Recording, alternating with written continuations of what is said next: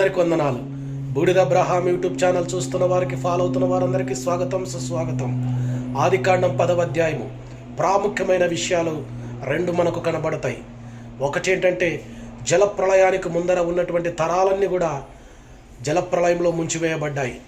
కానీ జలప్రళయం తర్వాత నోవాహు యొక్క ముగ్గురు కుమారుల వంశావళులే ప్రపంచవ్యాప్తంగా చెదిరిపోయినట్లు, దేశములుగా విభాగింపబడినట్లు, జాతులుగా మారినట్లు మనం చూస్తాం.